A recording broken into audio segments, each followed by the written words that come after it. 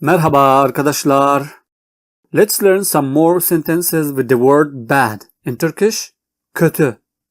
These are the examples of Turkish pronouns. They will help you to learn more things to say in Turkish.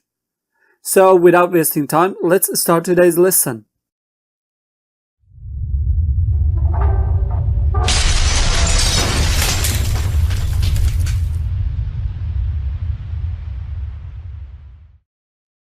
Kötü.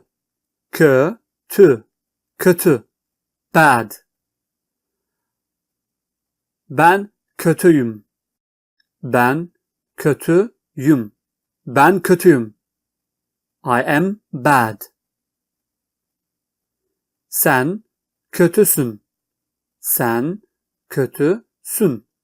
Sen kötüsün. You are bad.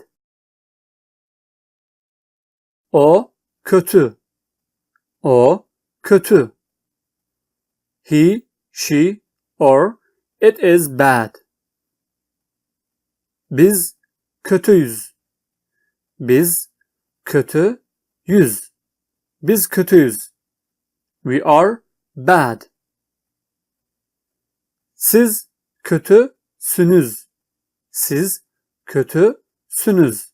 Siz kötüsünüz. You are bad. Onlar kötüler. Onlar kötüler. Onlar kötüler. Or onlar kötü. Onlar kötü. So these are the examples. As you can see, the ending part of the words, they follow the vowels with it. I mean, when a word is finished with ü, then the suffix should follow it. Like the word kötü is ending with ü, so the suffix is also followed with the suffix of ü, like this. Siz kötüsünüz. It cannot be kötüsiniz, which you have learned it in the previous video. You are beautiful is siz güzelsiniz.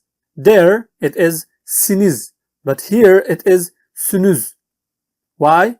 Because it's ending with ü letter. But I don't think you can understand these with one or two examples. You need to see lots of examples to understand it. And you can find many examples in Turkish books or Turkish texts. Don't worry, you will understand it slowly. Just don't confuse yourself with it. Okay? Because I will bring more Turkish learning videos with different topics so that you can learn it better. Okay? So that's all for today. If you enjoyed, then you have to like this video and share with others, and also subscribe to Language Animated channel for more Turkish lessons. Thanks for watching. İzlediğiniz için teşekkür ederim.